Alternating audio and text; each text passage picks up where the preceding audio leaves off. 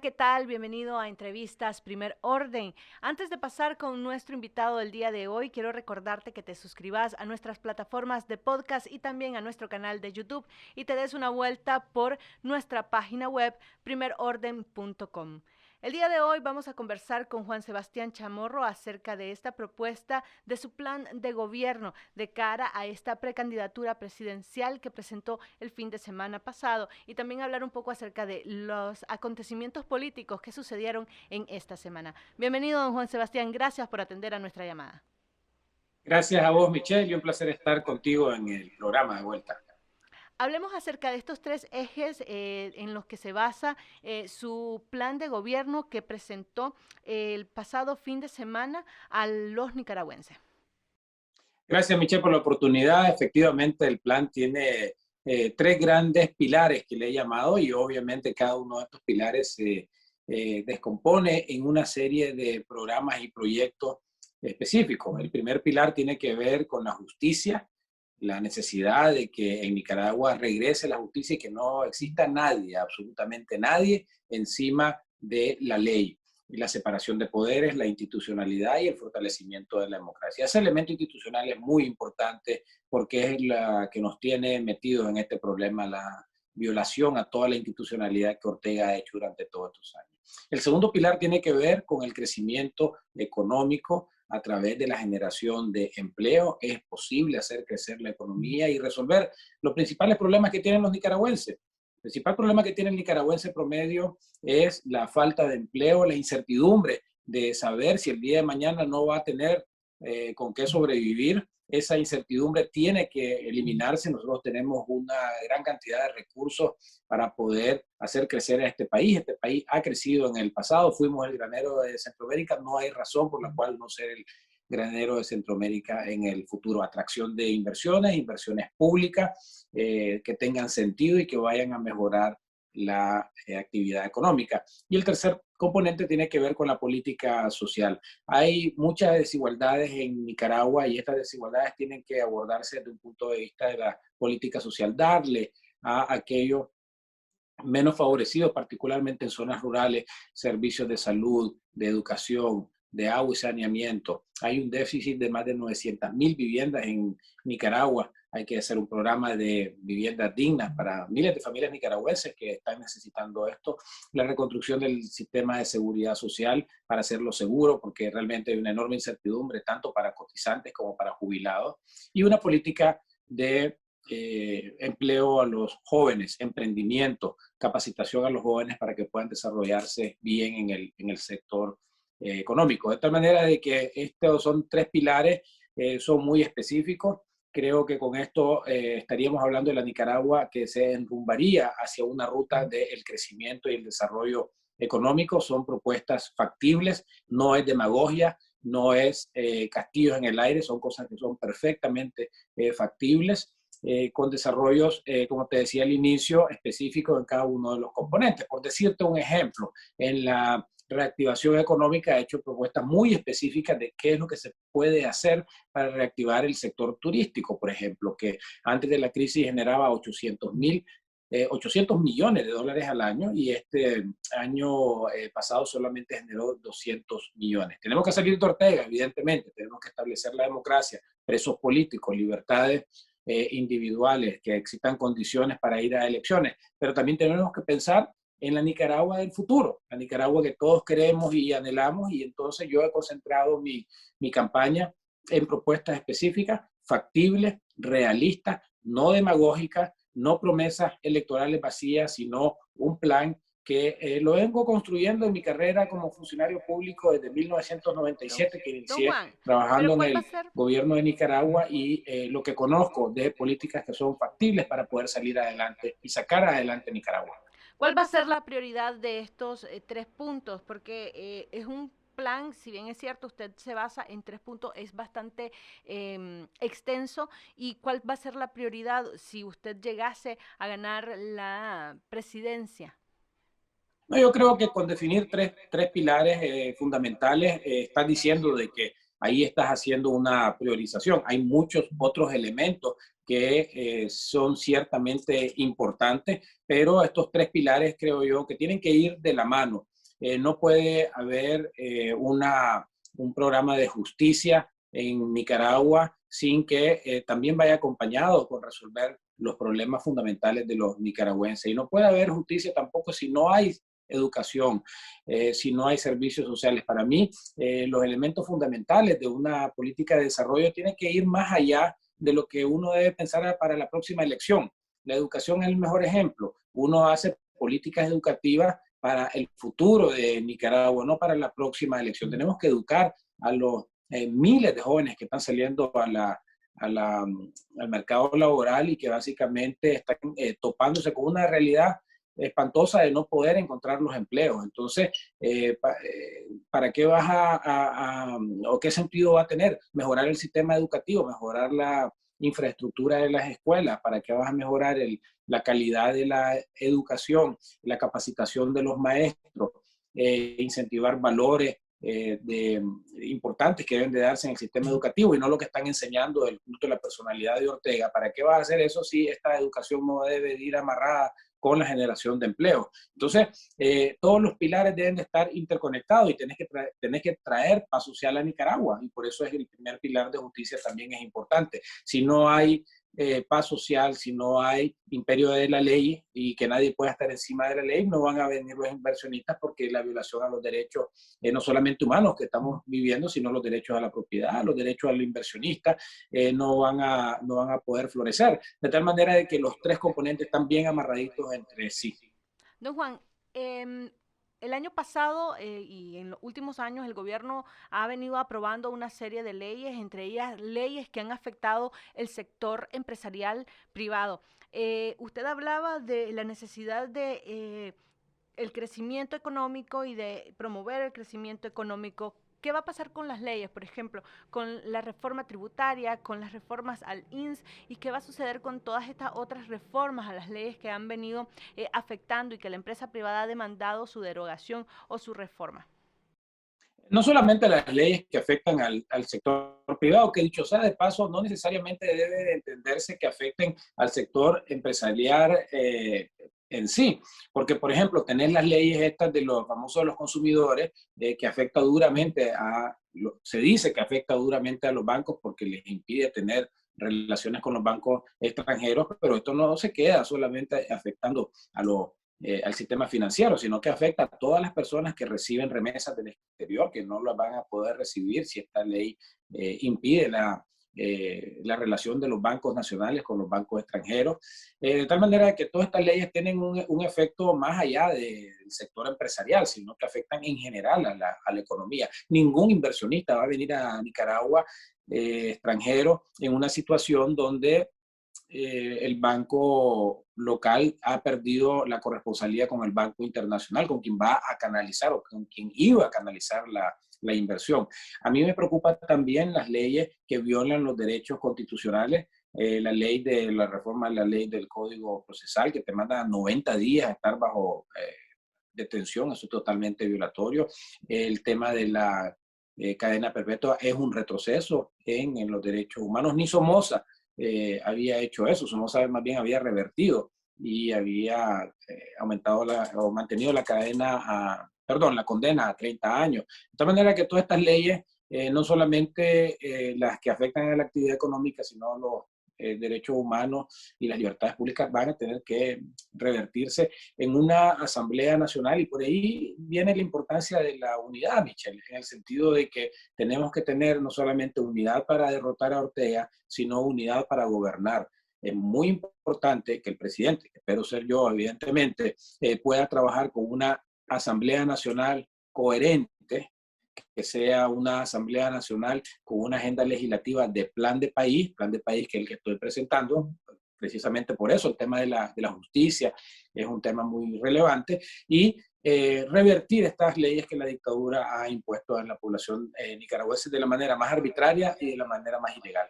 A propósito de los esfuerzos de unidad, ¿qué tanto se ha avanzado en esto? Y que si ustedes creen que se van a lograr las reformas electorales que ustedes han dicho son necesarias para poder participar en noviembre próximo. Sí, el esfuerzo que hicimos los 5 candidatos de firmar un acuerdo que dice que en el primer punto que tenemos que luchar por la consecución de las condiciones habilitantes que te lleven a la firma a las elecciones libres, transparentes, observadas, y que si esas condiciones no se dan, vamos a tener que tener una discusión seria sobre ir o no ir a las elecciones y en qué condiciones pues vas a ir o no ir a las elecciones. Entonces, hay que seguir esa lucha. Ahora estamos hablando ya del más corto plazo. Estamos hablando más un poco del plan de gobierno, pero lo que viene de aquí a el día de las elecciones, o incluso antes, al mes de mayo en realidad, es el tema de conseguir las reformas electorales de la mejor forma posible por el bien de todo Nicaragua, Michelle. Eso es muy importante que la población lo asimile de esa manera. Si las reformas electorales no se dan, si aquí vamos a caminar a un proceso electoral viciado, como lo quiere Ortega, las consecuencias de esta situación irregular van a ser gravísimas para el bienestar de la inmensa mayoría de las familias nicaragüenses. ¿Por qué? Porque al darse un robo de las elecciones, un potencial fraude electoral, que es el que estamos luchando que no se dé, y hay que ir a votar el 7 de noviembre para que no se dé ese fraude. Pero si se confirma un fraude electoral, las consecuencias sociales, políticas, económicas para Nicaragua, que quedaría aislada del mundo, sería gravísimo. Entonces, estamos hablando de una situación de extrema urgencia y que lamentablemente Ortega no la está viendo así, está ignorando el tema de las reformas electorales, y aquí nos damos cuenta verdaderamente qué es para él más importante. Para él más importante es gobernar sobre ruinas que establecer un sistema democrático. Si aquí no hay elecciones libres, transparentes, observadas, y se fragua un fraude electoral, como te repito, podríamos quedar excluidos de los tratados comerciales, podría dejar de venir la poca inversión extranjera que antes venía, y los flujos de ayuda internacionales o los préstamos que todavía se están recibiendo también quedarían cancelados. Ahora, don Juan, este documento que usted mencionaba al principio, que han firmado precandidatos para hacer un esfuerzo de unidad, para respaldarse uno al otro, o respaldar al candidato único que resulte de un ejercicio democrático, lo han hecho en su carácter personal. ¿Usted ya cuenta con el respaldo del resto de sectores para hacer o para cabildear o formar parte o ser el candidato único de la oposición, y qué sectores lo están apoyando en estos momentos? Mira, en realidad el documento está diseñado para ser firmado por candidatos o precandidatos presidenciales y tiene el objetivo siguiente, de que la población nicaragüense esté segura, esté tranquila, que no va a pasar lo que pasó en Bolivia. ¿Qué pasó en Bolivia? Y ocurre con la izquierda del siglo XXI. El candidato de la izquierda del siglo XXI ahí va con un solo partido, una sola ideología, un solo candidato. Los restantes van 4, 5, 6, hasta 10 candidatos. ¿Qué pasó? Ganó el siglo XXI porque atomizó y dividió la otra parte. ¿Qué pasó en Ecuador en la primera ronda? Básicamente el oficialista eh, fue un partido único, un candidato único, y fueron 16 otros candidatos que acumularon el 60% del voto. Es decir, que si todos estos candidatos, particularmente los tres que quedaron en segundo, tercero y cuarto lugar, hubieran ganado, se hubieran unido, hubieran por lo menos asegurado el primer lugar en la primera ronda, y si acaso incluso ganar en primera ronda.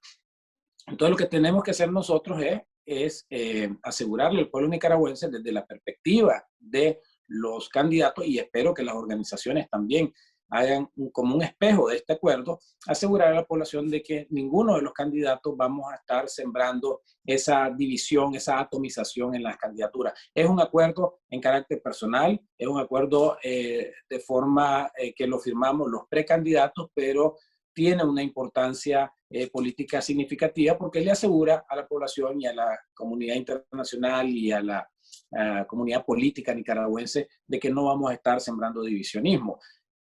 Con esa misma lógica, y yo creo que ese es un beneficio que tiene este acuerdo, una contribución, es que las organizaciones pueden tomar nota del espíritu de este acuerdo y encontrarse en un punto en común y trabajar por la unidad. Afortunadamente, si vos te fijas, ya se empiezan a escuchar noticias, comentarios, rumores de que hay acuerdos, o más que acuerdos, en realidad hay encuentros entre distintas organizaciones. Eso es bueno, que las organizaciones empiecen a platicar, y nosotros como candidatos lo que estamos haciendo, Michelle, es tratando de facilitar todas estas comunicaciones que deben de haber entre las organizaciones.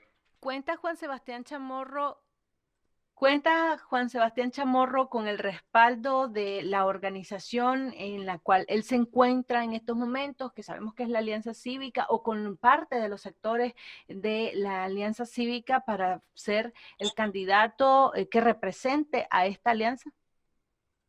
El día sábado pasado hice un lanzamiento a mi precandidatura. Yo me había separado del cargo de director ejecutivo de la Alianza Cívica porque los estatutos prohíben que un miembro de la alianza haga proselitismo político. Entonces me separé del cargo, comencé mi pre-campaña, y en este evento fue muy bonito ver representantes de los diversos sectores de la Alianza Cívica. Estaban todos los territorios del país, gente que vino desde muy lejos, desde muy temprano, evadiendo el cerco policial. Había sectores de la Alianza Cívica misma, sector político, sector estudiantil.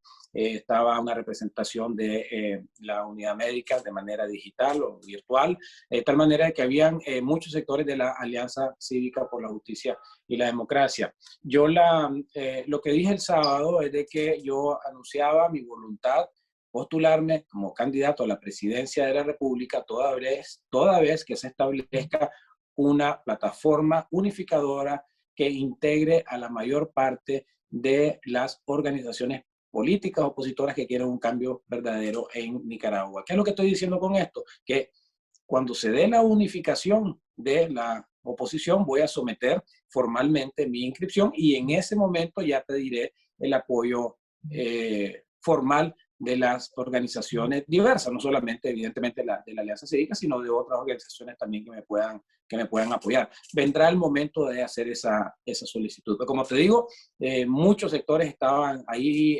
presentes. El apoyo todavía no siento que es el momento, no es el momento para apoyo, porque no se ha dado todavía esta plataforma unitaria, y cuando se dé vamos a hacerlo. Llama poderosamente la atención que estos mismos sectores que lo acompañaron a usted el sábado en la presentación de su plan de gobierno también estaban presentes en la presentación del libro de Arturo Cruz, en donde también anunció su intención de ser precandidato para la presidencia. Usted mismo estaba en este sitio. ¿Qué opinión le merece la opción o la intención de Arturo Cruz por también formar parte de estos precandidatos? Bueno, en la primera parte de tu pregunta me parece excelente que distintas personas o sectores vayan a ver a distintos candidatos o precandidatos, que puedan platicar con ellos o ellas y ver de qué están hechos sus ideas, sus planes de gobierno. Yo como economista soy un ferviente creyente de la importancia que tiene la competencia. Así que para mí yo lo veo excelente que puedan haber variedad en las candidaturas. Particularmente, pues creo que una tarea bastante encomiable de cualquier persona, no solamente la de Arturo, de meterse a estos temas. Yo he estado acá por 3 años con asedio policial, con juicio contra mi esposa, mi suegra y mi cuñada, con intentos de confiscaciones. Es bien difícil ser político opositor en Nicaragua. Entonces yo creo que cualquier persona que se quiera meter a esto, pues debe de entender de que no es tarea fácil, no es tarea de tiempo parcial, es de tiempo completo, y sobre todo lo importante, para mí lo más importante de todo, Michelle, es poder presentar a la población nicaragüense qué es lo que yo como candidato ofrezco como programa de gobierno, y no solamente programa de gobierno para los próximos 5 años, qué es lo que se puede hacer para que Nicaragua sea efectivamente una república representativa, una república democrática, una economía de mercado que vaya creciendo, que le dé las oportunidades a los nicaragüenses de salir adelante, de poder encontrar empleo, que no tengan que emigrar, que no tengamos más exiliados, que no tengamos presos políticos, y una política social que desbarate estas desigualdades que se han ido creando en el tiempo a través de una muy buena educación de calidad, para que los chavalos, particularmente en las zonas más pobres del país, tengan iguales destrezas que los chavalos de las zonas urbanas o de los colegios privados, por ejemplo, que exista salud de calidad, de que estemos seguros de que vamos a tener una seguridad social sostenible, de que existan viviendas dignas por una vez y para siempre en Nicaragua, que hay un enorme déficit, y que los jóvenes, que representan más del 70% de la población en Nicaragua y que representan esa mayoría enorme de nicaragüenses, puedan salir de sus estudios y encontrar los mejores trabajos, hacer los mejores emprendimientos, sus negocios propios, no por necesidad, sino porque vean oportunidades de crecimiento en Nicaragua. Entonces ahí vos estás viendo cómo el plan de gobierno que estoy proponiendo es bien completo e integral, que trata de, por un lado, asegurar estabilidad jurídica, legal y de justicia, crecimiento económico y equidad social, que para mí es muy importante recordar a la inmensa mayoría de las familias nicaragüenses que la están pasando mal desde hace mucho tiempo, que están peor ahora y que necesitamos un plan para sacar a Nicaragua adelante. ¿Por qué Juan Sebastián considera que puede ocupar la silla presidencial? Tu pregunta es ¿qué puedo, qué? ¿Por qué Juan Ah, Sebastián cree que puede ocupar la silla presidencial? bueno, en primer lugar, Michelle, yo he estado en la función pública y el cargo de presidente es un cargo de función pública. Yo he estado en la función pública desde 1997, Ministerio de Agricultura y Ganadería. Fui secretario técnico de la presidencia, fui director de inversiones públicas, fui viceministro de Hacienda y Crédito Público, fui director de la cuenta Reto del Milenio, trabajé en un centro de pensamiento dedicado a políticas de crecimiento económico, tengo un doctorado especializándome en temas de desarrollo económico, pero más allá del currículum, también creo que es muy importante la pasión y la necesidad que uno debe de imprimirle a esta lucha por servirle a Nicaragua, de tal manera que no solamente el tema del currículum o la experiencia, sino la conectividad que debe haber precisamente con las necesidades del pueblo nicaragüense. Yo desde muy pequeño, mi formación con los jesuitas en el colegio, en la universidad y en la maestría, siempre se me inculcó estos valores de servicio al pueblo nicaragüense, al pueblo en general, a las necesidades del pueblo, y en ese sentido creo que hay una muy buena combinación entre preparación académica, experiencia profesional y también una visión de justicia social inspirado por la política social de la Iglesia, la doctrina social de la Iglesia de trabajar por los más necesitados y los más pobres. Yo creo que esos tres elementos combinados en una sola persona, combinado con el tema del servicio público, porque amo el servicio público, me inspira poder servir a Nicaragua, lo he hecho toda mi vida prácticamente, salvo un tiempo que estuve trabajando en la empresa privada muy corta. Mi carrera en su inmensa mayoría es de servicio público y por eso decía yo el sábado de que la mayor aspiración es que podamos hacer un equipo de las mejores o los mejores profesionales con los que yo me he topado en mi carrera como funcionario público, que podamos hacer un gobierno transparente, un gobierno eficiente, un gobierno que traiga inversiones, que cambie la imagen del país y que sea sobre todo un gobierno compuesto por servidores públicos y no por individuos que se quieren servir del público, que es realmente lo que está pasando en este momento. En este momento tenemos un gobierno que lo que quieren es servirse de poder, atornillarse en esa silla dictatorial, servirse solamente ellos primero y tal vez a un puñado de pocos seguidores que todavía les queda y un país no puede desarrollarse de esta manera. Tenemos que gobernar para todos los nicaragüenses y dejar por atrás esa idea de que por pensar diferente vas a ir a la cárcel o van a haber asesinatos, sino que debe de haber pluralismo político y democracia plena. Don Juan, ¿qué tanto se ha conversado, qué tan formal han sido las conversaciones entre la Unidad Nacional Azul y Blanco y la Alianza Ciudadana o la Alianza Cívica para ir buscando esta ansiada unidad que usted decía era necesaria o es necesaria para poder cambiar el gobierno de Ortega? Cuando uno ya empieza a escuchar, y yo creo que los 2 o 3 últimos días, Michelle, se ha estado escuchando precisamente de conversaciones, de contactos informales, eso es muy buena señal. Eso es señal de que se están rompiendo los hielos y yo lo dije en una entrevista hace aproximadamente unos 15 días de que esto iba a pasar. Las posiciones de fuerza, que son normales en toda negociación política. Vos no querés llegar a una negociación política diciéndole al otro que tiene toda la razón, o que tiene más poder que vos, o que tiene mayor representatividad que vos. Eso fue la etapa inicial de este proceso, y ahora estamos entrando en una donde ya empieza la comunicación, empiezan a ver, bueno, cómo nos vamos a sentar, cuáles van a ser los temas, quiénes van a ser los representantes. Todas estas cosas son buenas que estén ocurriendo, porque yo creo que en el fondo todos los opositores estamos convencidos que solos, separados, perdón, quiero decir, no vamos a llegar a la tierra prometida. Tenemos que hacer este proceso de unidad de la mayoría de las fuerzas políticas. Habiendo dicho eso, sin embargo, Michelle, yo quisiera pues, decirle que tampoco la unidad debe verse ya como el último objetivo, ¿no? Esto es el inicio para una ruta que te lleve al cambio democrático. Es cierto que sin unidad no vas a llegar muy lejos, pero con la unidad no se te asegura. Aquí creo que es importante mantener las expectativas de la gente para que no crean que ya la unidad ya la hiciste. No, la unidad es una condición necesaria. Sin ella no salís adelante, pero no es suficiente. ¿Qué es suficiente?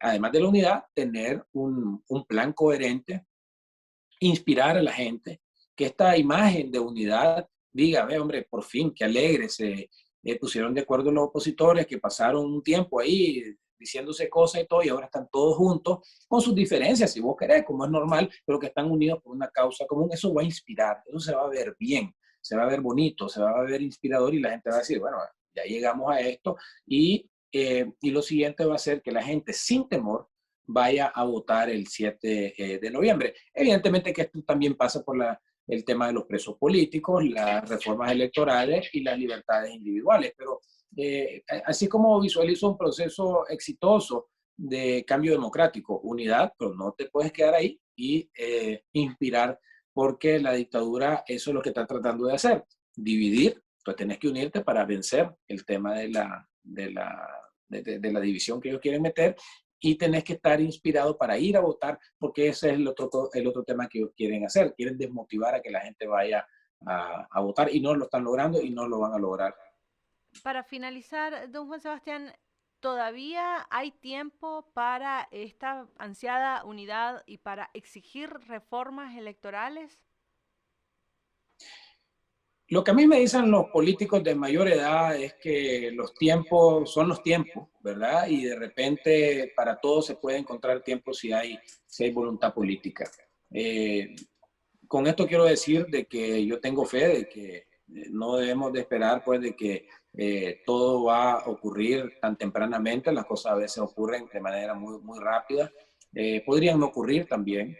Ahí en esto quiero ser bien realista. No quiero pecar de optimista, porque Ortega es capaz de cualquier cosa. Me da mucha preocupación de que Ortega esté pensando en el modelo cubano, el modelo venezolano, que sería el desastre para Nicaragua. Y estoy pensando en un esquema donde finalmente se logre la sensatez, pensar en Nicaragua, pensar en el nicaragüense que tanto está necesitando que por fin pueda haber una democracia, que pueda haber la resolución de los problemas políticos, y que se den esta reforma. Entonces, el tema del tiempo se va cortando. Lamentablemente las señales de la dictadura van en ese sentido. Hay que ser realista, pero hay que tener fe de que puede haber un cambio, y que estos cambios se puedan traducir en estas reformas y esta apertura. Puede ser que Ortega lo que quiera estar haciendo también es comprimiendo en el tiempo para hacer algo que comúnmente trata de hacer, y es prepararse él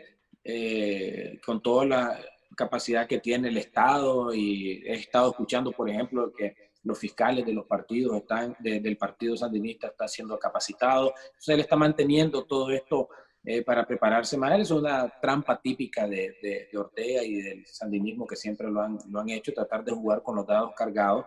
Pero bueno, lo importante acá es que la inmensa mayoría del pueblo nicaragüense quiere un cambio democrático y no va a votar por Ortega. O sea, él puede tirar los dados más cargados posibles, pero si vamos todos a votar, no va a ser posible, humanamente posible, que se roben las elecciones, porque va a ser un mar de gente llegando. Eso es lo que tenemos que apostar. Muchísimas gracias, don Juan Sebastián, por responder a nuestra llamada. Muchas gracias a vos, Michelle. Siempre un placer, y te agradezco principalmente por el tema de enfocarse en el programa de gobierno, que creo que es muy importante que la discusión de la Nicaragua democrática tiene que ir en ese sentido. ¿Qué es lo que tenemos que hacer para que Nicaragua salga adelante? Justicia, democracia, primer pilar. El segundo pilar, crecimiento económico, empleo, inversiones extranjeras, nacionales y política social coherente para que los nicaragüenses tengamos todas las oportunidades posibles de crecer, los hijos de nuestros hijos también, con salud, educación, vivienda. Esos tres elementos creo yo que son fundamentales para sacar a Nicaragua adelante. Excelente, muchísimas gracias, don Juan Sebastián. Vos que nos estás viendo, si te gustó esta entrevista, recordá compartirla con tus amigos y darle me gusta. También suscríbete a nuestras plataformas de podcast y a nuestro canal de YouTube. También puedes ver esta y otras entrevistas a través de nuestras plataformas aliadas República 18 y Literal. Estuvo con ustedes Michelle Polanco Alvarado.